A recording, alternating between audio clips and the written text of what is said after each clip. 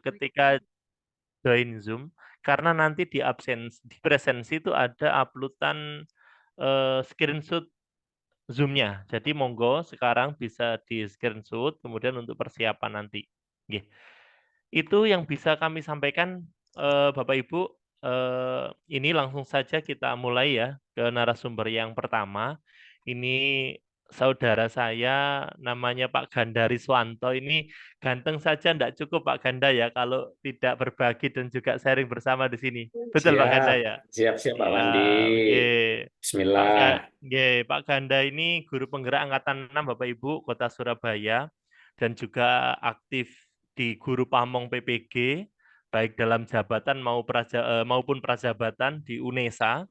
Kemudian penulis modul ajar tingkat nasional GTK Dikdas Kemdikbud tahun 2023, dan juga penulis MA modul ajar nasional Puskunjar Kemdikbud tahun 2024. Ini pengalamannya luar biasa. Ini saya ngambil hanya sedikit Bu di tahun yang terbaru.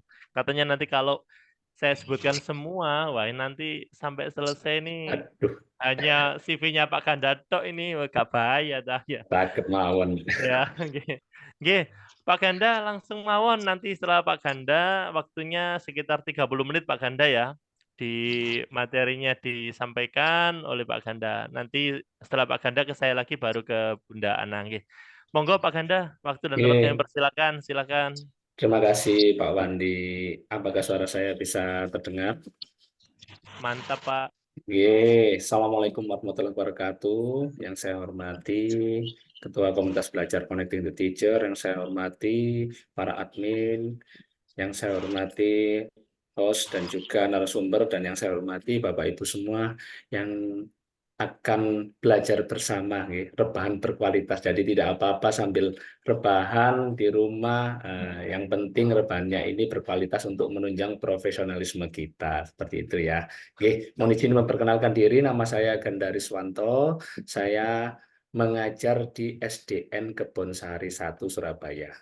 Baik, Bapak Ibu, supaya tidak terlalu lama, saya akan mempresentasikan satu slide materi sebelum nanti Bu Ana ya, di mana satu slide ini akan berisi 3 materi. Yang pertama yaitu tentang modul ajar, yang kedua tentang pembelajaran diferensiasi, dan yang ketiga adalah tentang bagaimana visual guideline-nya modul ajar tersebut yang sesuai dengan ketentuan Kemristek Dikbud. Seperti itu. Mohon izin untuk presentasi, nggih.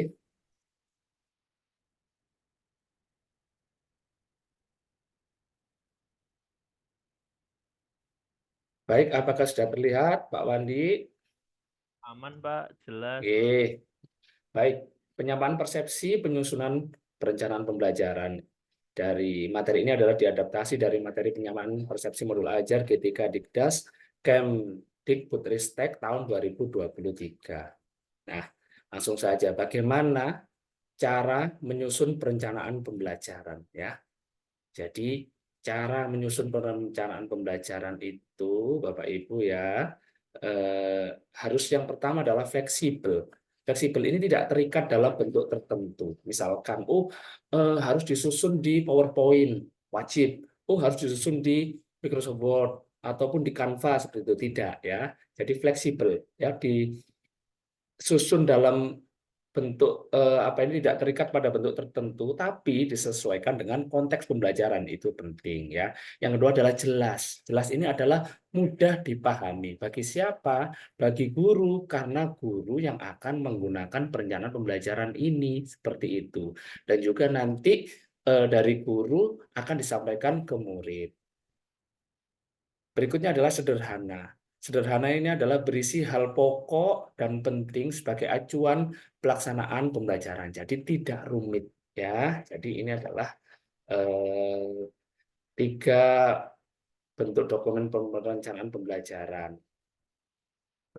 Berikutnya adalah eh, sebelum kita membuat perencanaan pembelajaran, kita harus memahami dulu capaian pembelajarannya ya. Jadi capaian pembelajaran ini kita sudah dapatkan ya dari Kemdikbud, tinggal kita lalu membreakdown. Lalu dari capaian pembelajaran tersebut dirumuskan tujuan pembelajarannya. Setelah dirumuskan, ya menjadi kalimat-kalimat itu ya dipecah-pecah, dipilah-pilah atau di breakdown. Nah, setelah itu disusun alur tujuan pembelajarannya. Kira-kira mana nih yang akan diajarkan terlebih dahulu seperti itu. Nah, setelah menyusun alur tujuan pembelajaran tersebut, lalu merancang pembelajaran dan asesmennya. Untuk tahap ini yang kemarin kita memilih TP dari ATP yang sudah disediakan. Nah, ini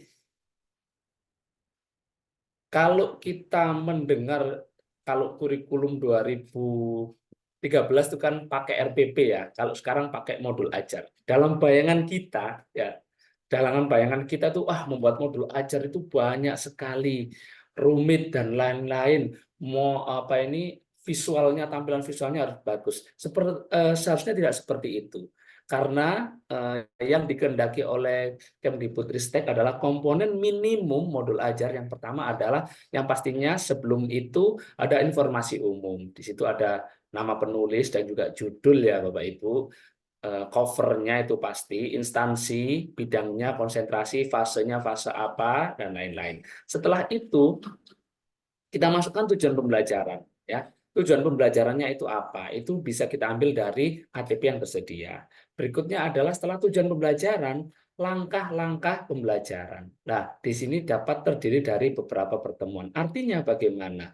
Satu tujuan pembelajaran itu tidak harus terdiri dari satu pertemuan saja. Kita lihat kedalaman materinya.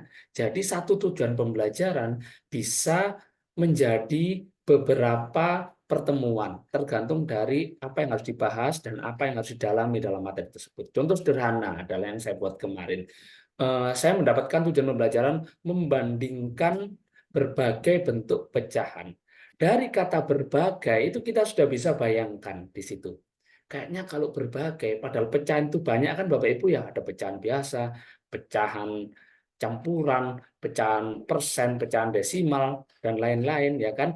Itu kayaknya tidak selesai dengan satu pertemuan saja. Akhirnya dari satu tujuan pembelajaran tersebut, saya buat menjadi sekitar 3 atau 4 langkah-langkah pembelajaran atau topik. Nah, itu adalah kita melihat dari kedalaman materi tujuan pembelajaran yang akan kita buat modul ajar tersebut. Itu ya, yang kedua langkah-langkah pembelajaran. Yang ketiga, asesmen. Ya, asesmen pembelajaran. Di sini ada asesmen formatif untuk memetakan kesiapan belajar peserta didik atau asesmen awal dan untuk perbaikan proses ya, proses pada waktu itu, pada waktu topik itu ya, pada waktu pertemuan itu. Nah, berikutnya adalah asesmen sumatif. Nah, ini untuk memeriksa ketercapaian tujuan pembelajaran. Artinya apa? Di asesmen sumatif ini untuk memeriksa tujuan pembelajaran ya sudah berhasil atau tidak. Jadi keseluruhan dari beberapa pertemuan tersebut jika memang satu tujuan pembelajaran tersebut menjadi beberapa pertemuan seperti itu. Yang terakhir adalah media pembelajaran. Dapat berupa bahan bacaan, salah satunya buku teks, lembar kegiatan, video, linknya, situs web, atau dapat diintegrasikan ke dalam langkah pembelajaran atau dilampirkan pada lampiran tersendiri.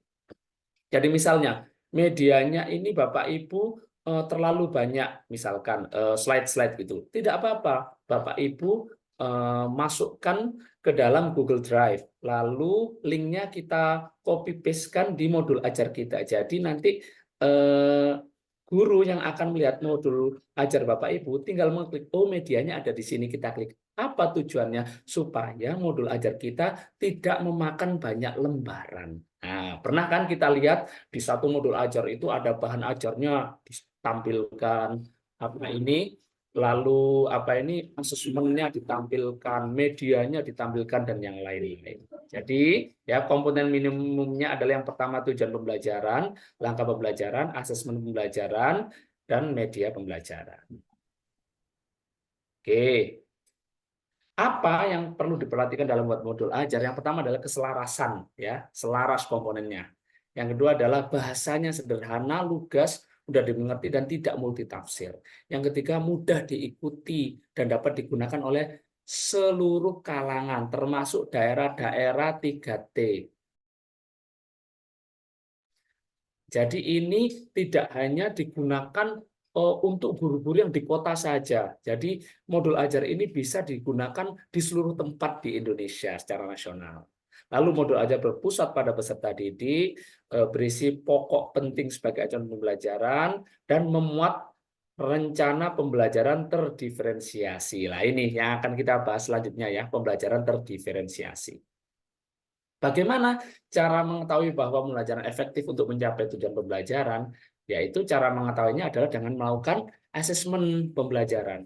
Apa itu asesmen? Asesmen adalah proses pengumpulan dan pengolahan informasi untuk mengetahui kebutuhan belajar dan capaian perkembangan atau hasil belajar peserta didik. Asesmen dapat menggunakan beragam teknik ya, bisa atau instrumen penilaian yang sesuai dengan tujuan pembelajaran. Jadi asesmen harus kita sesuaikan dengan tujuan pembelajaran karena tidak semua asesmen itu akan sesuai dengan tujuan pembelajaran yang akan kita capai. Nah, di sini asesmen ini terdiri dari dua, yaitu asesmen formatif dan sumatif. Apa persamaan dari asesmen formatif dan sumatif ini? Yaitu merupakan bagian dari proses belajar, merupakan kesempatan untuk menerima dan memberikan umpan balik, merupakan cara untuk mengevaluasi efektivitas pengajaran dan pembelajaran. Mari kita bedakan. Asesmen formatif membantu untuk memberikan umpan balik cepat, ya. Jika di awal pembelajaran mengetahui kesiapan dan kebutuhan belajar siswa. Di tengah untuk mengecek progres atau efektivitas pembelajaran. Contohnya asesmen formatif itu bisa diskusi, bisa terarah, bisa bermain peran, permainan, membuat karangan, jurnal, dan observasi. Ini adalah terjadi pada saat proses pembelajaran seperti itu. Lalu asesmen sumatif. Apa itu asesmen sumatif? Digunakan untuk memastikan ketercapaian atau menyimpulkan ketercapaian tujuan pembelajaran di akhir satu tujuan pembelajaran. Jadi ini dilaksanakan di akhir untuk melihat tercapai tidak ya satu tujuan pembelajaran saya di modul ajar ini, seperti itu. Nah ini pembelajaran materi yang kedua, pembelajaran diferensiasi. Mengapa kita harus melakukan pembelajaran terdiferensiasi? Nah ini kalau kita lihat bagaimana Bapak Ibu ya. Di sini ada tujuan pembelajaran atau yang akan dituju, di sini ada kompetensi awal, di sini ada kompetensi yang ingin dicapai. Anak-anak kita itu kesiapan belajarnya pasti berbeda-beda. Ya, kalau kelas 1 itu ada yang masih belum mengenal huruf, mungkin ya karena dia belum pernah PAUD atau taman kanak-kanak. Ya tidak apa-apa, karena itu tidak wajib ya. Karena sesuai Kemdikbudristek itu anak tidak wajib untuk mengikuti PAUD seperti itu ya. Tapi juga ada anak-anak yang sudah PAUD, sudah TK, dia sudah bisa membaca malah, sudah mengenali angka, malah bisa penjumlahan. Nah, ini ya dari kesiapan belajar ini anak-anak berbeda-beda seperti itu. Makanya diperlukan pembelajaran terdiferensiasi. Bagaimana cara mengimplementasikan pembelajaran terdiferensiasi? Yang pertama adalah menentukan asesmen awal. Asesmen awalnya hanya terkait kesiapan peserta didik pada kompetensi yang dituju atau dipelajari. Nah, ini juga bisa dilakukan secara natural, bisa diberi pertanyaan pemantik, bisa diajak bermain sambil diberi praktik juga bisa diberi soal juga asesmen awal tentang pembelajaran yang akan dicapai. Lalu setelah itu dari asesmen awal kita memetakan hasil asesmen awal tersebut. Dari asesmen awal tersebut hasilnya akan kita ketahui, oh anak ini kalau mengerjakan ini asesmen awalnya ternyata nilainya hanya 60 misalkan. Oh anak ini ternyata sudah bisa mendapatkan nilai 90 misalkan. Oh anak ini ternyata sudah bisa menghafalkan membaca huruf. Oh anak ini ternyata hanya kenal saja belum membaca. Lah dari itu akan kita ketahui bagaimana diferensiasi kita dengan cara menentukan tindak lanjut. Hasil yang digunakan tadi untuk menyesuaikan rencana pembelajaran yang dibuat agar sesuai dengan tahap pembelajaran peserta didik dengan melakukan diferensiasi pembelajaran. Artinya apa? Kita tidak boleh menyamakan ya pembelajaran tersebut di dalam kelas karena murid kita itu berbeda-beda. Rasanya sangat tidak adil ya jika kita menyamaratakan yang satu dia sudah bisa membaca, yang satu hanya kenal huruf, tapi kita memberi pelajaran yang hanya eh, pengenalan huruf. Padahal yang sudah bisa baca ini nanti akan merasa bosan. Nah, kalau kita memberikan pembelajaran yang langsung belajar membaca, yang mau mengenal huruf ini akan ketakutan. Dia akan hilang apa ini motivasi karena dia sudah down istilahnya, kurang bisa dalam mengikuti pembelajaran karena terlalu sulit. Lah, dari hal itu kan kita harus adil seperti itu. Itulah perlunya kita melakukan pembelajaran diferensiasi. Nah, ini diferensiasinya bentuknya ada tiga. Yang pertama adalah konten. Kontennya ini adalah menyediakan sumber belajar yang bervariasi, ya bisa buku, bisa video. Kadang ada satu anak yang dia tidak suka melihat video, tapi dia suka membaca. Dengan diberikan apa ini bacaan secara visual, dia lebih masuk ya pembelajaran kepada dirinya. Kadang anak juga kurang bisa kurang kurang apa ya menyerap pembelajaran karena dia membaca visualisasi, tapi dia sangat bisa menyerap pembelajaran dengan cara mendengarkan. Nah, bisa kita lihatkan video atau dengarkan cerita suara lah, itu adalah diferensiasi konten.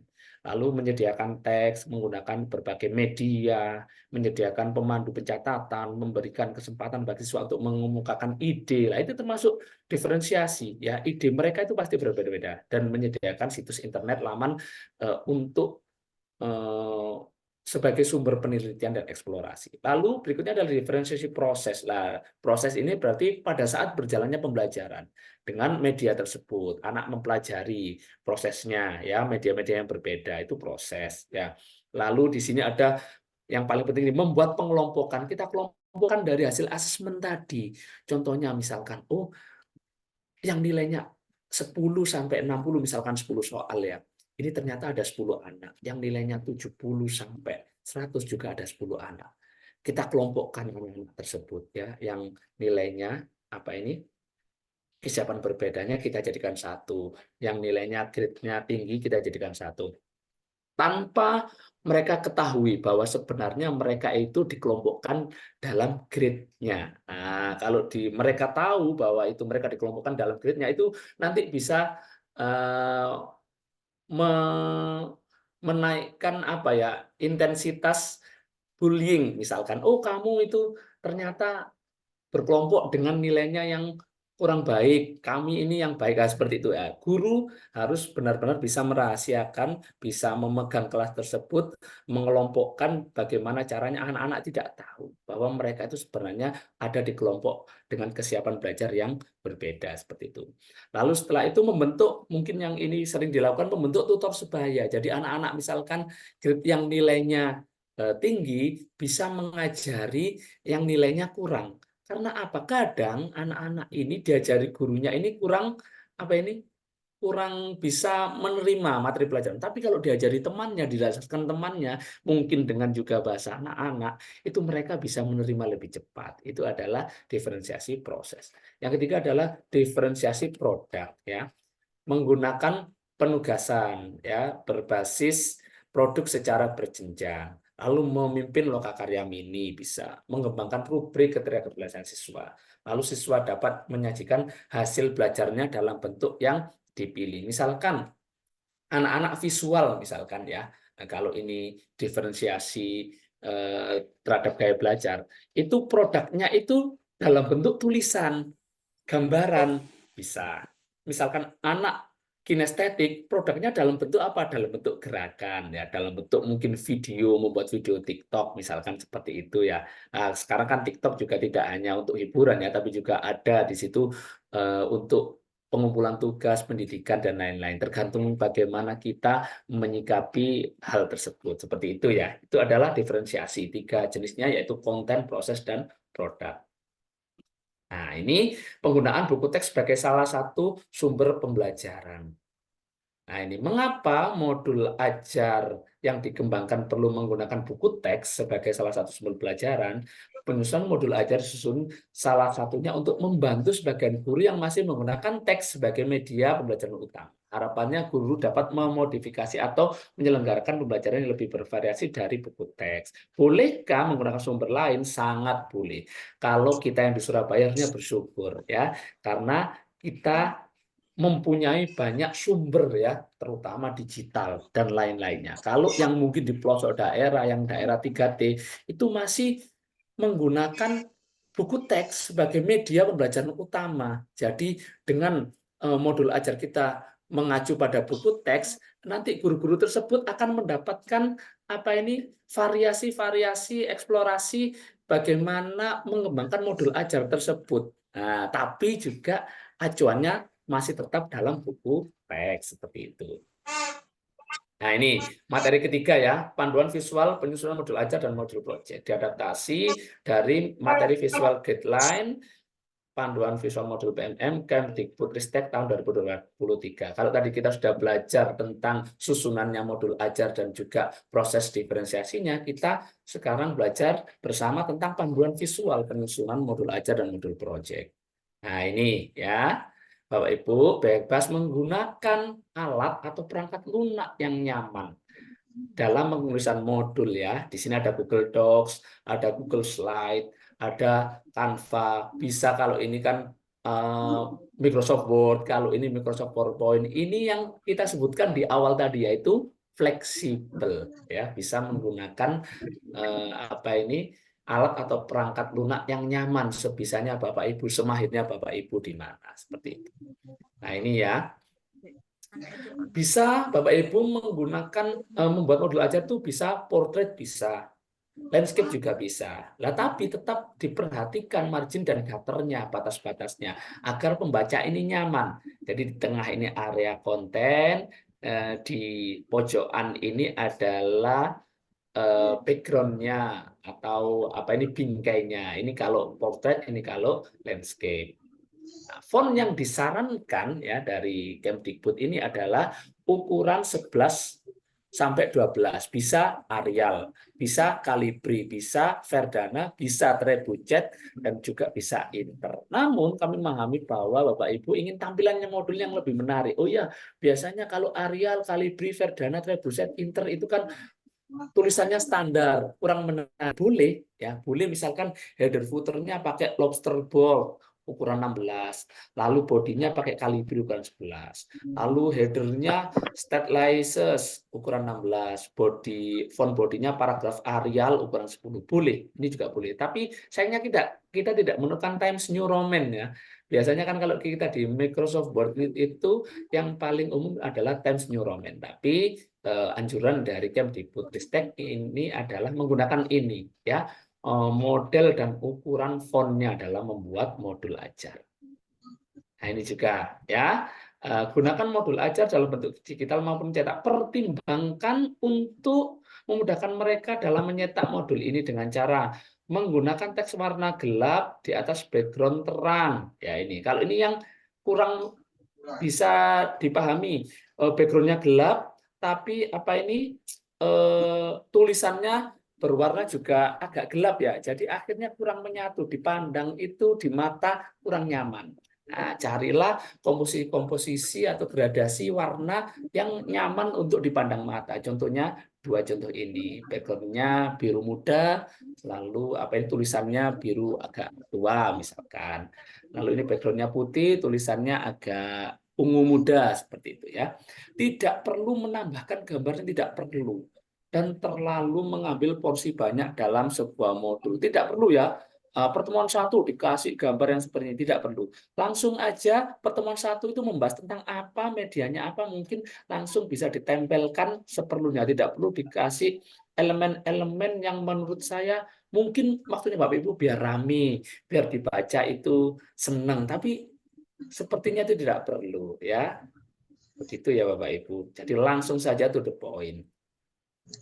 Lalu kita itu tadi tulisan dan isinya strukturnya. Kita ke gambar sampul ya. Untuk meningkatkan kualitas visual modul, Anda saat dicari di PMM serta meningkatkan ketertarikan pengguna dalam menggunakan modul, kami sarankan Anda juga memiliki gambar sampul atau dalam bahasa Inggris namanya thumbnail ya.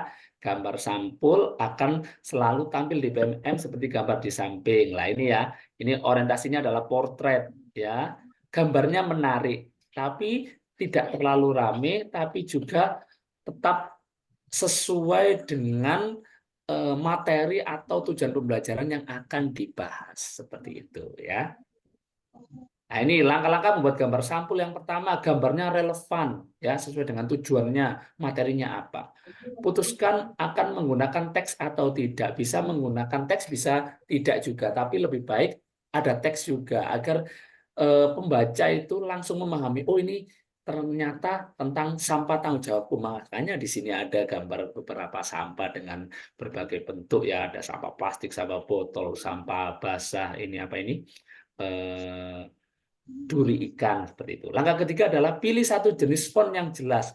Kasih satu jenis font ya yang jelas. Mungkin satu atau dua bolehlah, tapi harus bisa dibedakan mana judul, mana itu mungkin tulisan nama dari pembuatnya. Langkah 4, pilih warna yang kontras antara latar belakang dengan gambar atau tulisan.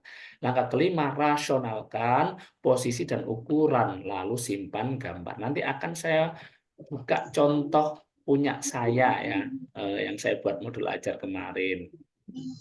Nah ini ya, Anda bisa memanfaatkan sumber-sumber gambar secara gratis di Canva, Google Slide, Google Docs sesuai kebutuhan. Ya, lebih baik biasanya di 3 aplikasi atau platform ini ya, karena gratis. Nanti kalau kita mengambil milik orang lain yang tidak gratis, kita bisa dituntut royalti ya, atau pelanggaran hak cipta. Nah ini ya, sampah tanggung jawabku seperti ini. Ini dalam bentuk kartun sepertinya ya, tidak real. Ini juga sampah tanggung jawabku sesuai dengan apa materi yang akan diajarkan. Nah ini setelah selesai membuat dengan ketentuan tadi, kan kita mau menjadi kontributor di BMM. Kemarin kan baru diluncurkan e-kinerja itu ada menjadi kontributor dengan memuat modul ajar nilainya 24. Itu maksudnya bagaimana? Itu yang tampil di BMM Bapak Ibu. Caranya bagaimana? Kita klik perangkat ajar ya. Lalu kita ke bawah ini ingin belajar membuat perangkat ajar untuk ditampilkan di sini, ditampilkan di BMM. Nah, ini ada 2 ya.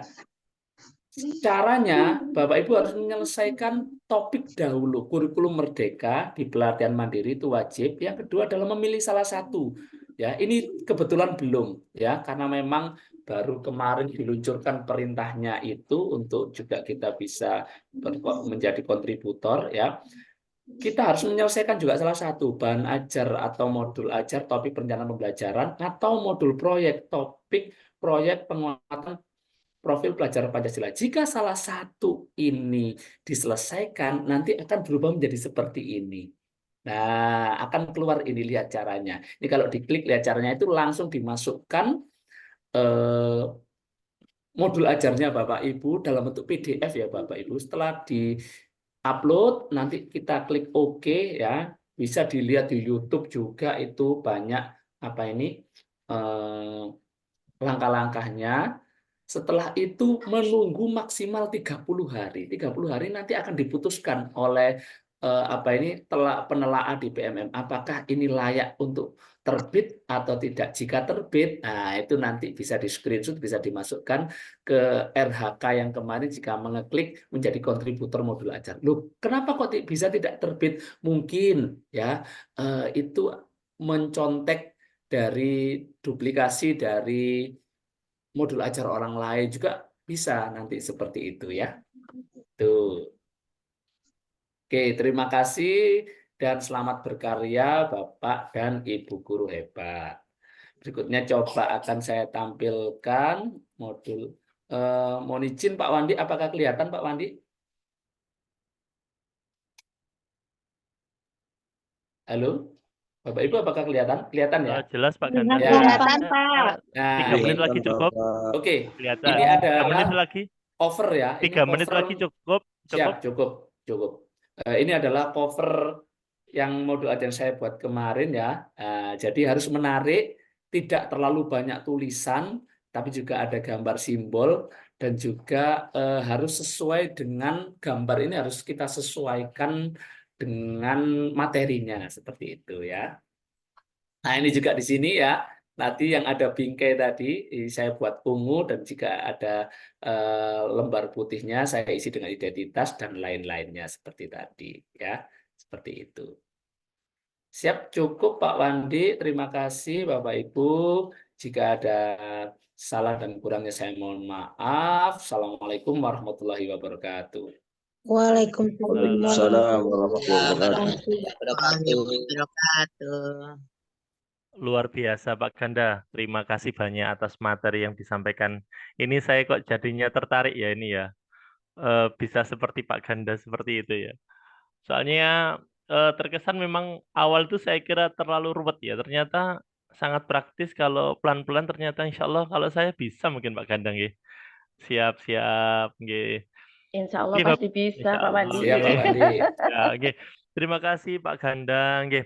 Bapak Ibu, itulah tadi narasumber kita yang pertama. Dengan jargonnya ganteng saja tidak cukup Bapak Ibu, maka kita harus selalu semangat untuk belajar nggih bersama-sama nggih. Bapak Ibu, informasi untuk presensi nanti akan kami bagikan 15 menit sebelum sesi berakhir, nanti setelah sesi tanya jawab. Untuk mempersiapkan itu Bapak Ibu bisa mulai screenshot apa namanya join ruang Zoom ini untuk disimpan karena nanti di presensi akan muncul uploadan screenshot Bapak Ibu menghadiri kegiatan ini ya. Itu. Ya, Pak, Kemudian screenshot. ya siap di screenshot ya nanti di kemudian nanti untuk di grup WA-nya nanti akan kita coba kunci sebentar setelah sebelum acara nanti selesai supaya nanti teman-teman bisa fokus untuk mengisi daftar hadir yang ada di chat room. Oke. Terima kasih Pak Ganda dan juga Bapak Ibu yang lain.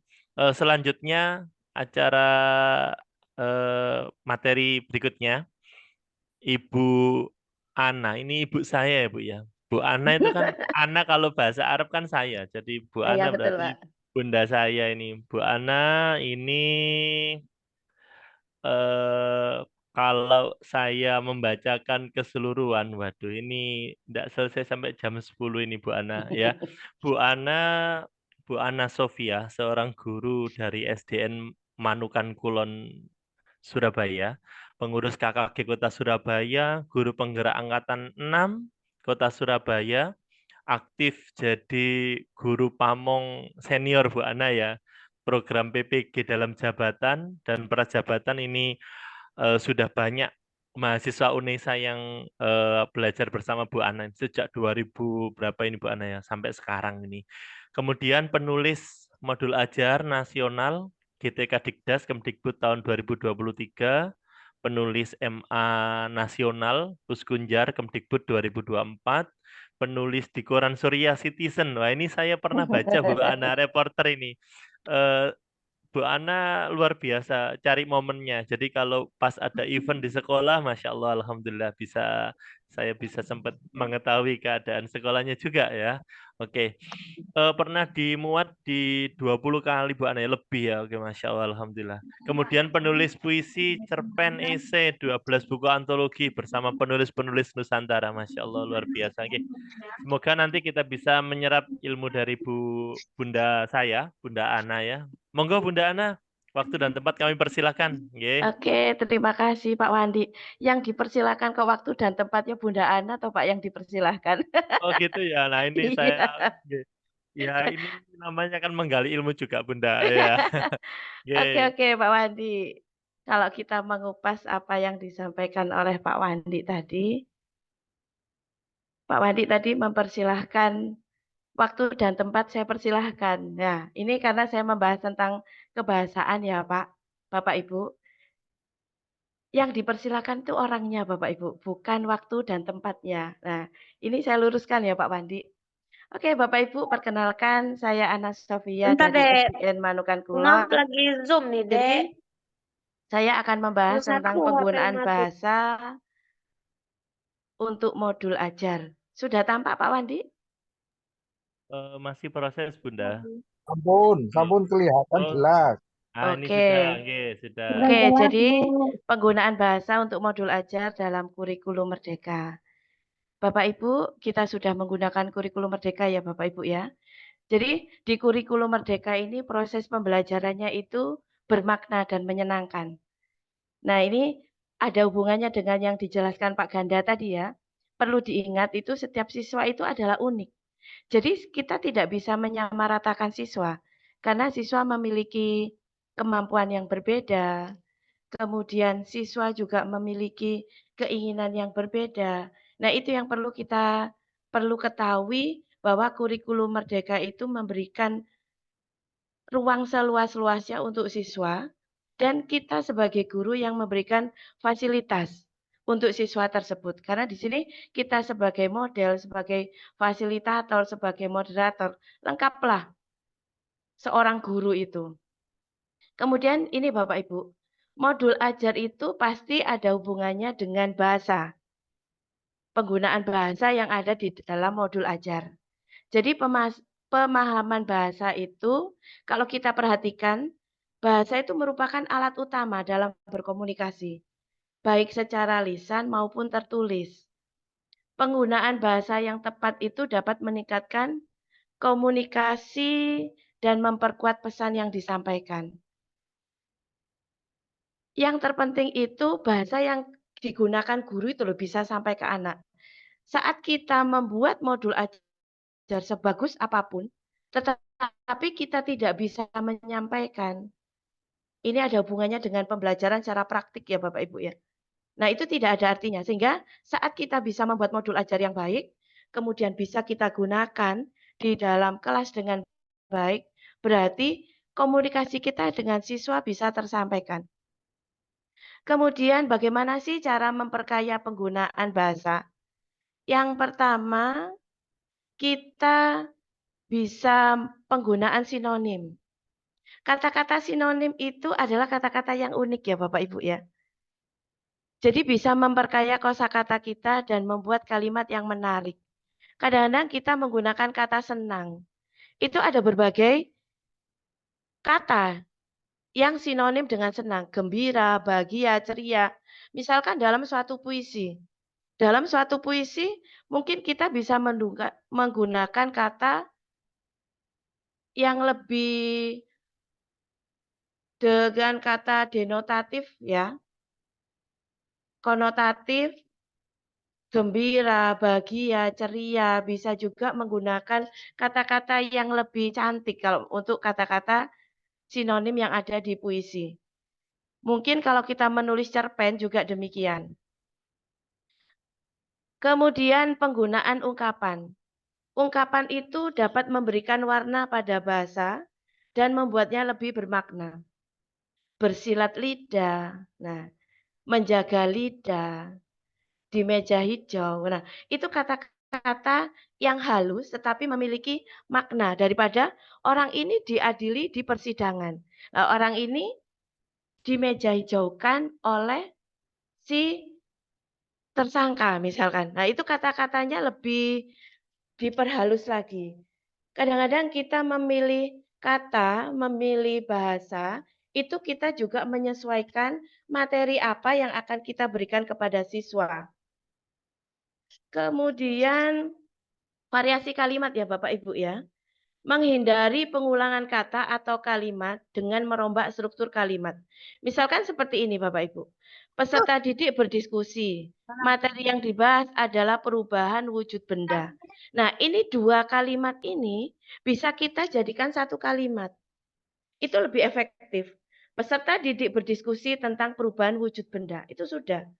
Jadi, untuk membuat suatu kalimat, itu kita menggunakan kalimat yang efektif dan menggunakan kata yang baku. Kadang-kala kita menuliskan kata baku itu bingung, ini kata baku atau tidak ya? Pegangan kita adalah KBBI. KBBI online itu sudah bisa diakses melalui Google ya Bapak Ibu ya, melalui HP pun bisa, sehingga kita jangan sampai salah dalam membelajarkan pada siswa, karena hal itu fatal. Saat siswa menganggap kalimat yang dia buat sudah benar, dan guru membenarkan kalimat tersebut, itu akan berkelanjutan, kesalahan itu berkelanjutan pada siswa tersebut. Sehingga kita sebagai guru harus benar hati-hati dalam memberikan kata atau mengajarkan kata baku, kalimat efektif pada murid kita. Saya masih ingat Bapak Ibu, dosen PGSD dulu. Kesalahan terbesar dalam pembuatan kalimat dan kata itu pada guru SD. Setelah kita merefleksi diri ya, saya sendiri merefleksi diri, ternyata iya.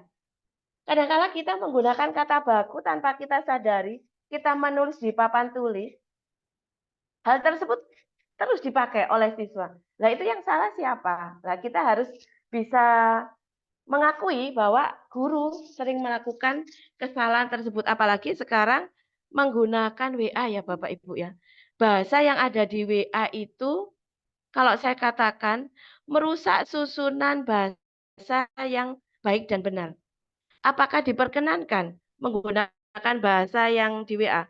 Kalau saya katakan boleh. Tetapi kata-kata yang di WA atau kalimat yang di WA tidak diperkenankan dalam pendidikan yang formal.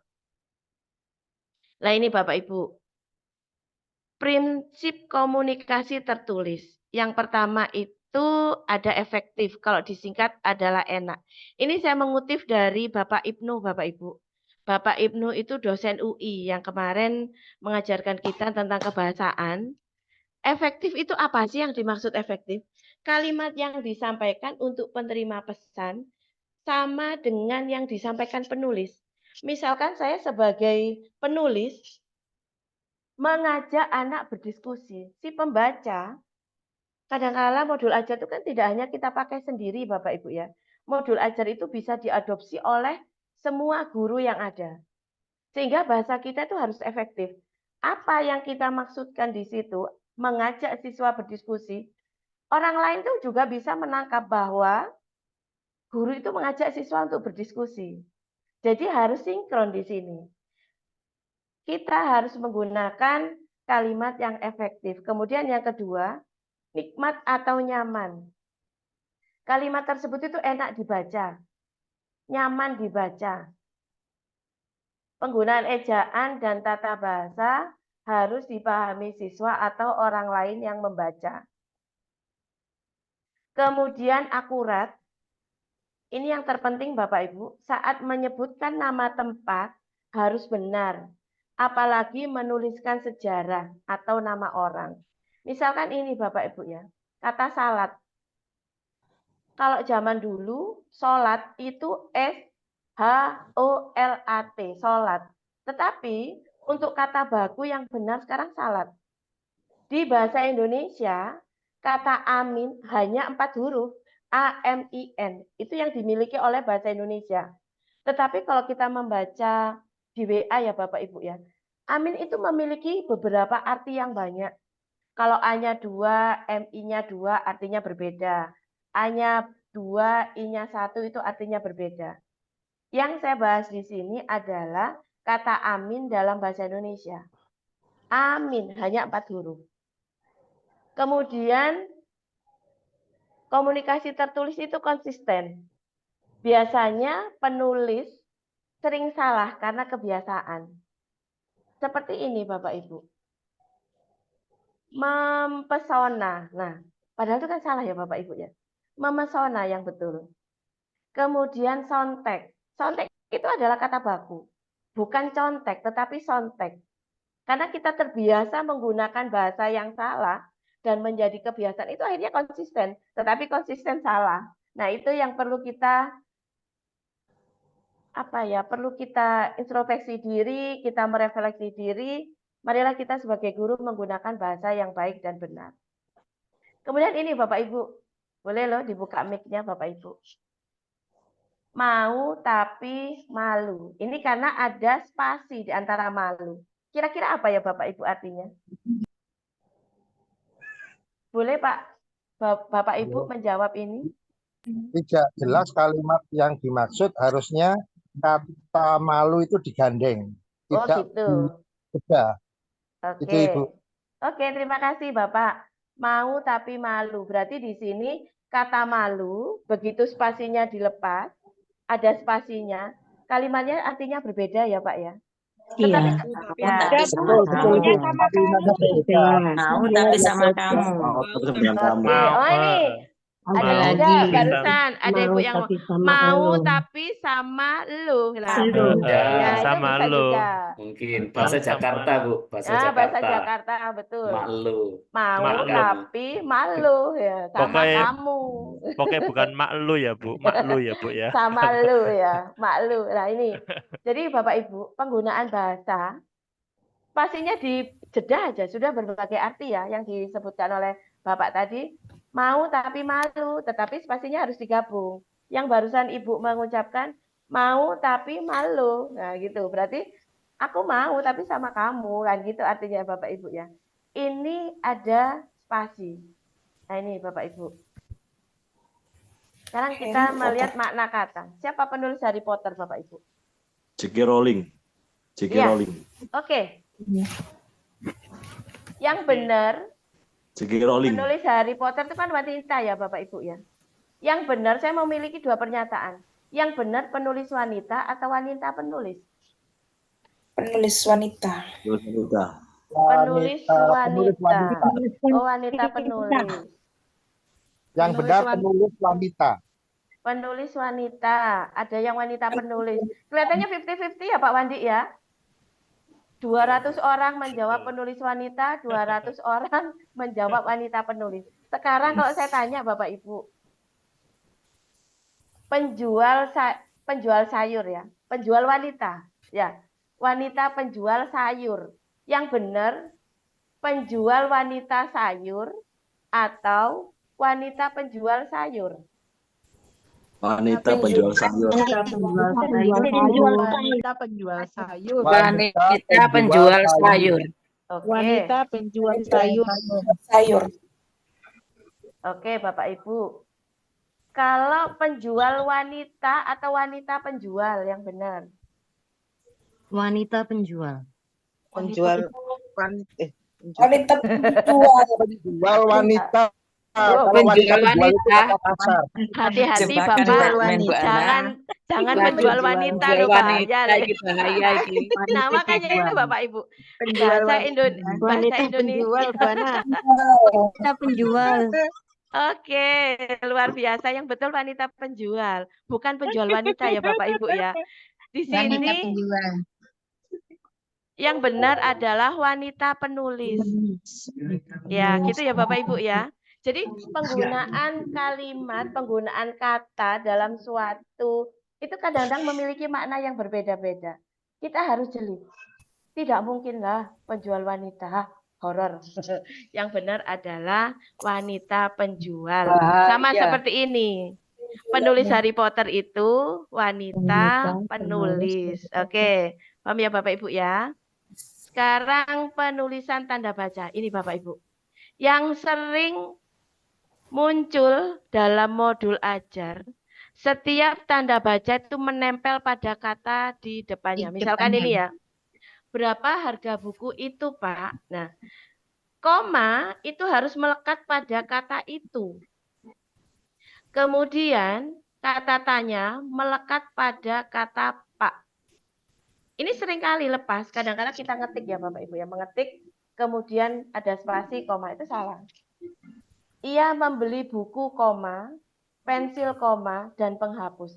Tanda koma ini apabila bendanya lebih dari 3 sebelum dan harus ada koma, tetapi melekat pada kata sebelumnya, kata yang ada di depannya. Nah, itu penulisan tanda baca. Masih banyak lagi Bapak Ibu penulisan tanda baca. Ini yang sering terjadi kesalahan dalam penulisan modul ajar. Kemudian ini Bapak Ibu. Nah, ini saya juga mengutip ya Bapak Ibu ya. Mengadopsi dari Pak Ibnu, dosen UI tadi. Nah, kita kadang-kadang sok ke Inggris ya kalau saya bilang ya. Jadi kalau kita menggunakan bahasa Indonesia, gunakan aja semua bahasa Indonesia. Kalau bahasa yang campur-campur itu kadang-kadang sok ke Inggris tapi artinya malah nggak karuan. Ya, nih Bapak Ibu yang sebelah kanan. Pada foto-foto itu, gadis ABG berfoto bagaikan model majalah dewasa, seluruh tubuhnya diraba oleh teman lelakinya. Yang benar apa penulisannya Bapak Ibu? Raba tanpa H. Pinter, luar biasa Bapak. Diraba tanpa H. Ya, Mas sampai pinter. Keceplosan kalau ke murid Bapak ngapunten. Luar biasa Bapak. Kemudian yang di bawahnya, perbuatan mesum yang tak seharusnya dilakukan para bocah. Kadang-kadang bahasa dialek kita. Nggak pakai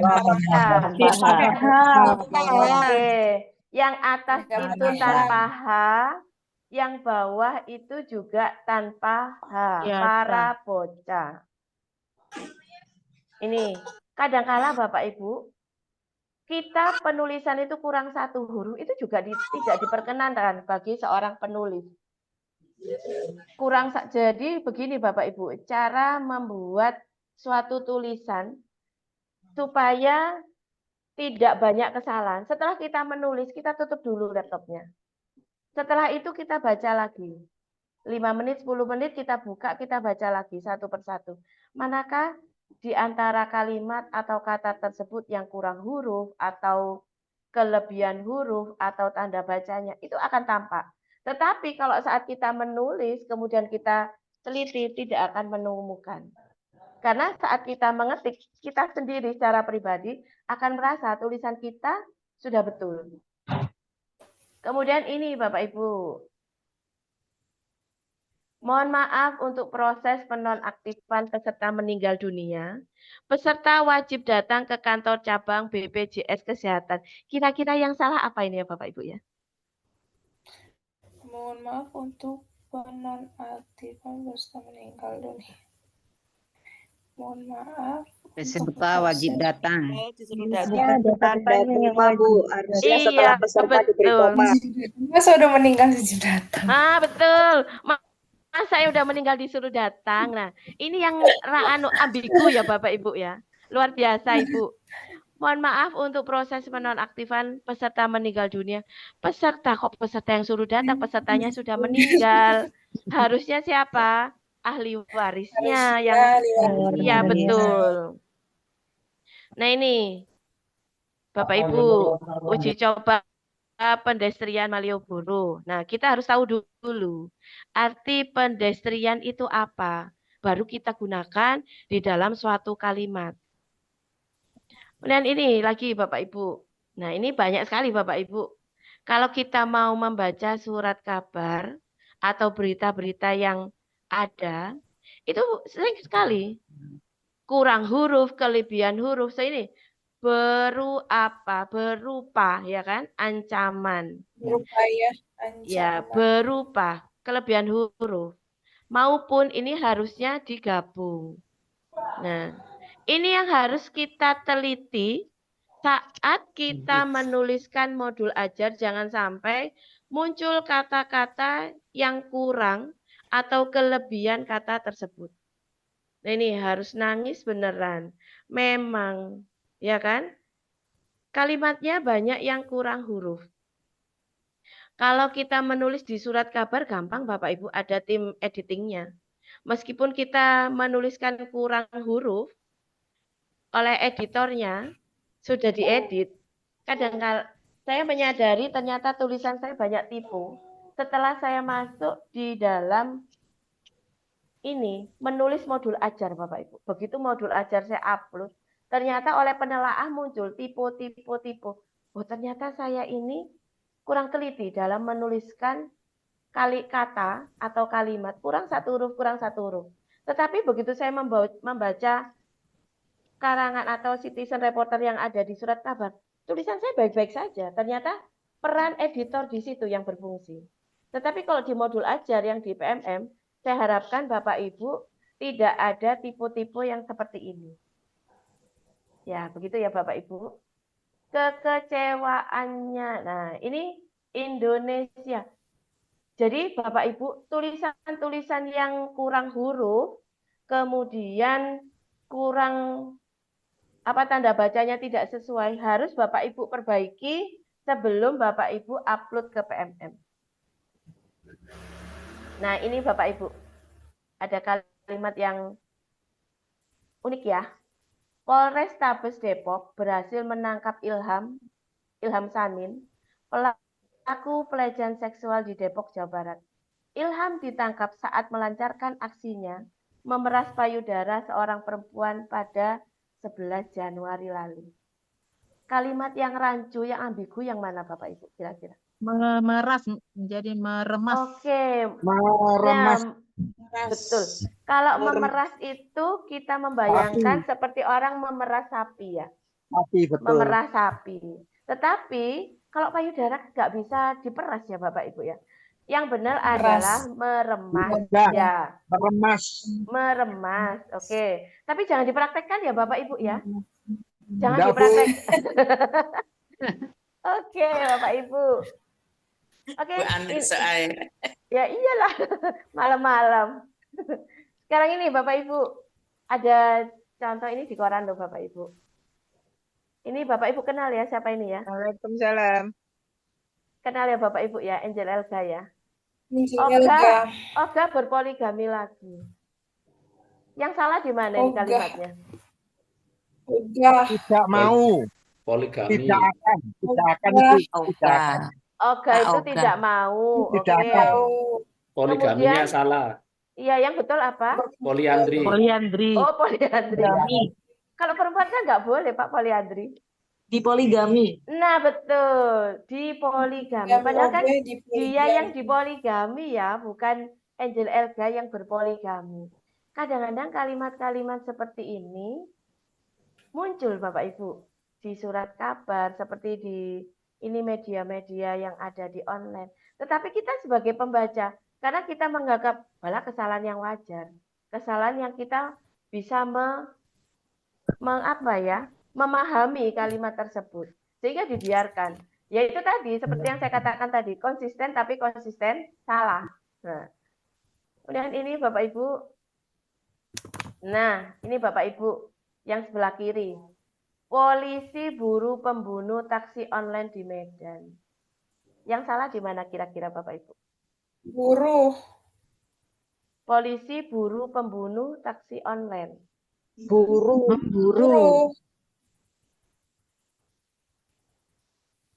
Buru salah. Memburu. Taksi kok dibunuh. Nah, itu dia. Taksi kok dibunuh. Yang dibunuh siapanya Bapak Ibu? Pengemudinya. Iya. Polisi buru pembunuh taksi online.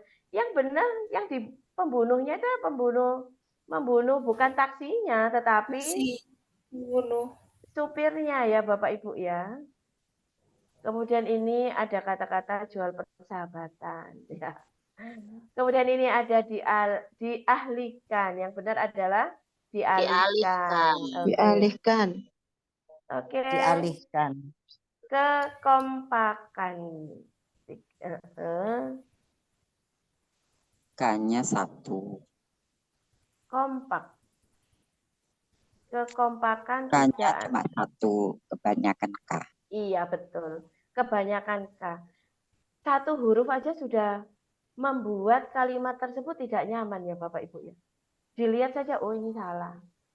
Oke, Bapak Ibu, sekarang kita perhatikan lagi Bapak Ibu. Jakarta dikepung banjir. Jakarta dikepung banjir. Yang salah di mana ya ini kalimatnya? Dikepung, Ibu. Iya.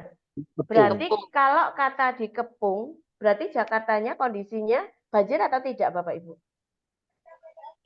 Tidak, hanya di antaranya. Tidak, iya. Berarti kalau Jakarta dikepung banjir, yang banjir adalah Bogor, Depok, Tangerang. Itu yang banjir, Jakartanya aman. Ya, begitu ya. Nah, kadang-kadang kalimat seperti itu tanpa kita sadari, ya itu tadi, konsisten salah. Ya, ini Sam Bimbo peroleh gelar dokter. Kehormatan dari ITB. Apakah ITB ada kedokteran, Bapak Ibu? Gak ada dokter. Ya, yang benar adalah dokter. Warga masih acuh penyekatan jalan. Acuh itu peduli atau tidak, Bapak Ibu? Tidak. Tidak. Kalau acuh itu acuh. Kalau acu tak acu. Kalau acu tak acu itu sangat tidak peduli. Sangat tidak peduli. Oke. Oke, Bapak Ibu. Nah, ini Bapak Ibu. Penulisan kata yang tepat Bapak Ibu. Saya mengambil beberapa kata ya. Saya tidak bisa memberikan kata-kata yang banyak. Hanya sedikit aja, tetapi mudah-mudahan bermanfaat ya Bapak Ibu ya. Analisa itu yang benar adalah analisis. Kualitas itu menggunakan U. Sistem. Resiko itu kita sering menggunakan kata resiko, tetapi yang benar adalah risiko. Ya, risiko. Kata-kata respon. Dia lagi ke Jakarta. Ya, respon ya. Respon siswa, respon peserta didik itu menggunakan S ya Bapak Ibu ya. Konkret itu menggunakan ini. Ini salah semua tiga-tiganya. Yang benar adalah konkret. Meminimalisasi. Ya, bukan meminimalisir salah, tetapi meminimalisasi. Kemudian penulisan kata yang sesuai PUEBI, utang yang betul Bapak Ibu. Rapi, ya rapi, mungkir, tolok ukur, ya kan. Kemudian kerjasama, sumber daya. Penulisannya ini dipisah. Kerjasama. Bapak Ibu, kalau ingin tahu apakah benar atau salah, kita buka di KBBI atau PUEBI online. Cek. Ya, terima kasih. Penulisan terima kasih pun juga dipisah. Tidak boleh kita gandeng. Kalau kita gabung tidak ada artinya. Nah, ini kata baku vs kata tidak baku. Bapak Ibu juga bisa cek ya Bapak Ibu ya di KBBI online atau PUEBI. Iseng-iseng lah Bapak Ibu buka.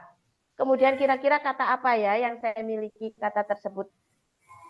Bukan kata tidak baku. Nah, saat kita ragu dalam menuliskan suatu kata dalam kalimat, langsung cek KBBI. Kalau memang di KBBI muncul arti, berarti kata tersebut adalah kata baku. Oke, Bapak Ibu, itu yang bisa saya sampaikan. Mudah-mudahan bermanfaat untuk kita semua. Semangat untuk menulis modul ajar di PMM. Terima kasih Pak Wandi, saya kembalikan. Terima kasih Bu Ana, luar biasa sekali. Bu Ana, habis ini saya masuk ke dalam rumah boleh ya? masuk ke dalam rumah. Nah, itu masuk pasti sudah ke dalam ya, Pak. Iya, jadi seperti itu Bapak Ibu. Ya. Jadi kita banyak belajar ya Bu ya. Jadi sedikit apa yang bisa kita pelajari hari ini semoga bisa menjadi amal jariah kita semua untuk anak didik kita. Walaupun singkat waktunya ya. Bu Ana ini kan sebenarnya jadwalnya kan sudah selesai jam 20.30. Nah ini mohon maaf ada pertanyaan Bapak Ibu, mungkin kita batasi waktu ya Bapak Ibu ya karena ada si kecil juga yang nungguin Bapak Ibu semua yang sudah berada di samping Bapak Ibu semua. Jadi kita efisien saja, kita santai saja. Mungkin dua ini gimana Pak Ganda, Bu Ana? Apakah bisa disiapkan ya? Oke. Monggo ya, Pak ya Pak Eko sama Pak Gusnul ya. Gusnul dulu, Gusnul. Monggo Muhammad Gusnul. Silakan dibuka open mic-nya Pak.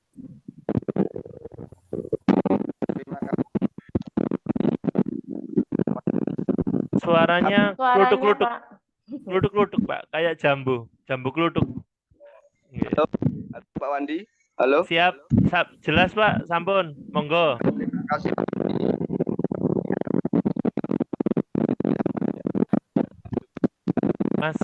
Suaranya masih kayak tadi lagi Pak, kluduk-kluduk Pak Gusnul.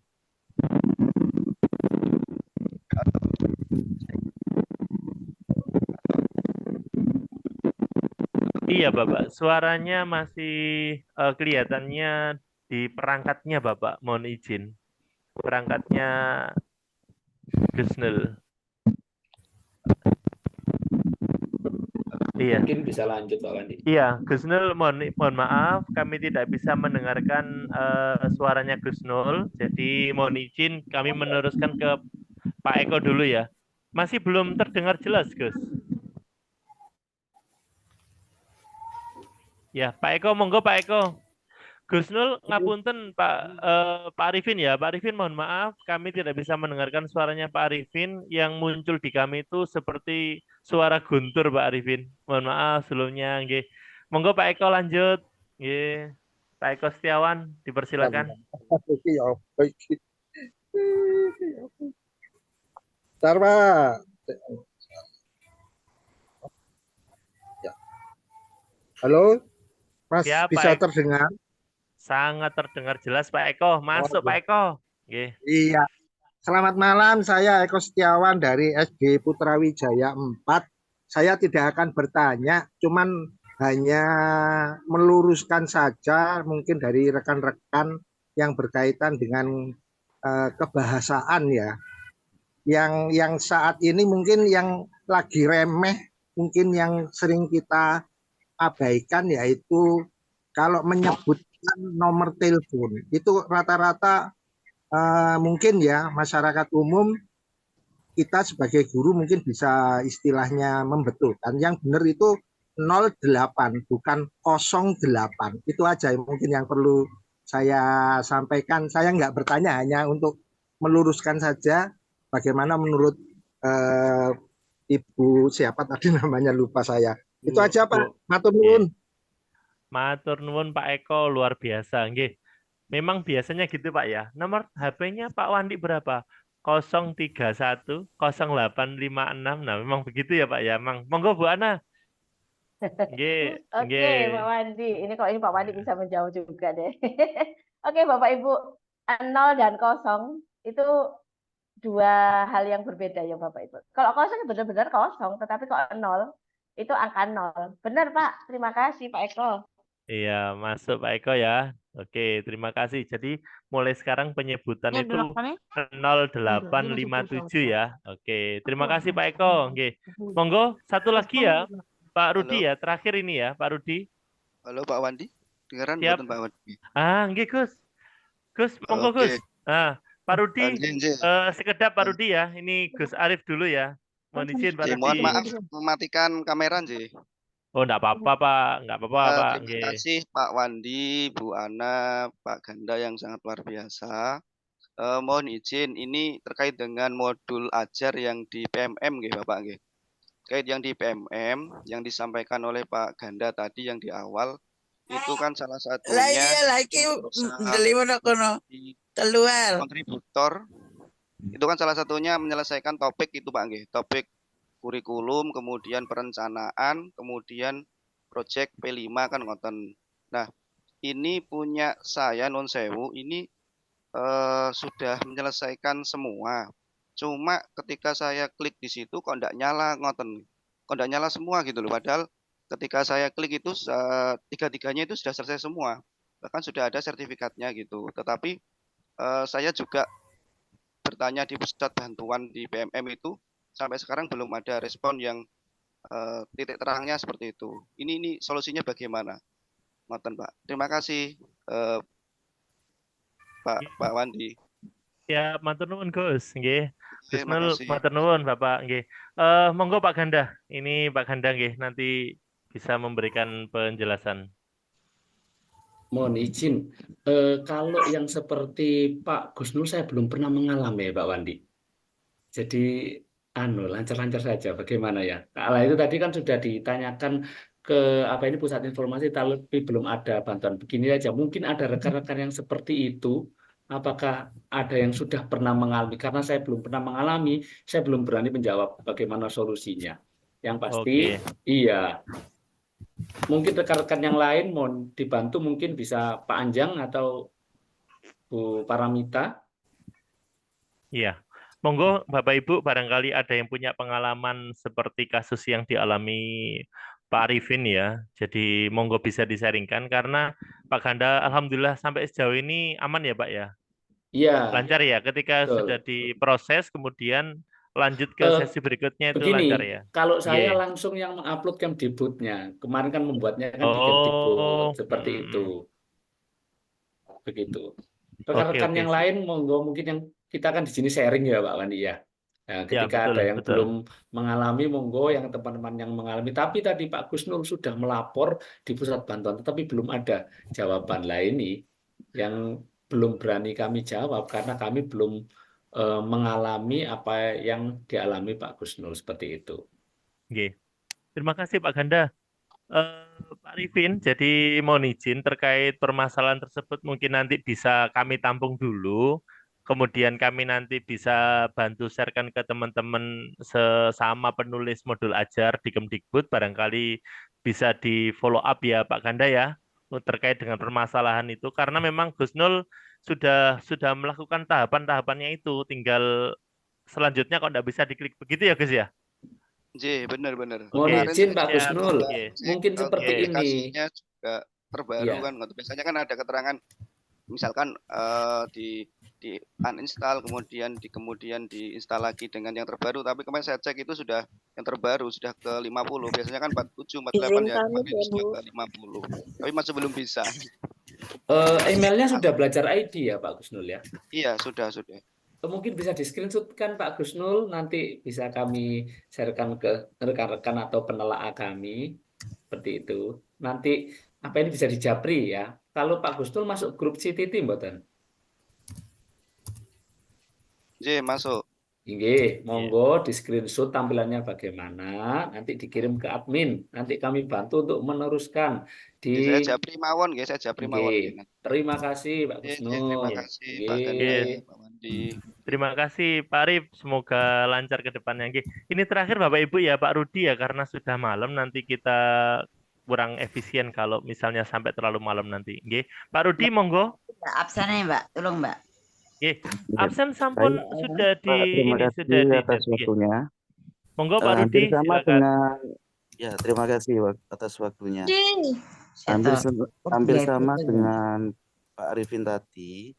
Kalau saya sudah klik yang untuk perangkat ajar itu sudah masuk ruang kolaborasi, namun di saat klik tanda plus untuk membuat modul ajar atau modul project itu kembali lagi ke menu ruang kolaborasi. Jadi tidak ada menu kayak pengisian untuk misal modul ajar itu judulnya, terus tujuan pembelajarannya. Itu tidak ada Pak Ganda. Jadi mohon infonya mungkin bisa dibantu juga. Oke, berarti masalah teknis gitu nggih. Monggo di Iya, screenshotkan jadi ya Pak kembali. Rudi ya. Iya. Ya, baik. Berarti itu pada waktu mau memasukkan ya, tapi terlempar lagi istilahnya, kembali lagi, tidak bisa masuk ke dalamnya seperti itu nggih. Oke, matur nuwun Pak Rudi. Nanti kami tunggu screenshotnya. Akan coba kami konsultasikan dengan rekan-rekan yang di BMN. Matur nuwun. Kami Pak Ganda. Alhamdulillah Bapak Ibu semua sudah ya. Mohon izin, mohon izin untuk mikrofonnya mungkin bisa dinonaktifkan sementara Ibu, nggih. Terima kasih Ibu. Bapak Ibu semua, Masya Allah luar biasa nggih, Pak Ganda. Nggih. Terima kasih Pak Ganda atas waktunya, Bu Ana Sofia juga terima kasih banyak atas materi yang disampaikan yang luar biasa. Semoga perjumpaan kita nanti ke depan bisa masih diberikan banyak kesempatan untuk saling sharing dan juga untuk saling bertukar pikiran terkait dengan pendidikan yang ada di Indonesia ini. Semoga apa yang kita pelajari hari ini Bapak Ibu bermanfaat untuk kita semua. Ini sudah tidak ada nggih, nanti ya sertifikat ada yang tanya ini sebentar. Sertifikatnya nanti langsung masuk ke email ya nanti ya. Oke, mungkin itu Bapak Ibu saya pribadi dari awal hingga akhir dan juga atas nama tim admin CTT, mohon maaf apabila ada kekurangan dari kami maupun teknis dan lain sebagainya. Semoga kita senantiasa diberikan kekuatan untuk mendidik anak Indonesia. Amin Allahumma amin. Mungkin itu saya tutup ya Pak Ganda, Bu Ana ya. Iya, Pak. Mungkin itu yang Bapak Ibu semua luar biasa, senang sekali rasanya hari ini kita sampai di penghujung acara. Semoga Bapak Ibu semua selalu sehat, selalu mempunyai kekuatan Amin. untuk belajar dan belajar terus. Dan yang paling penting adalah dengan penuh keikhlasan Bapak Ibu. Semoga bisa menjadi pahala kita semua. Mungkin itu dari saya, kurang lebihnya saya mohon maaf dari awal hingga akhir. Assalamualaikum warahmatullahi wabarakatuh. Waalaikumsalam warahmatullahi wabarakatuh. Mohon maaf ya Bapak Ibu ya apabila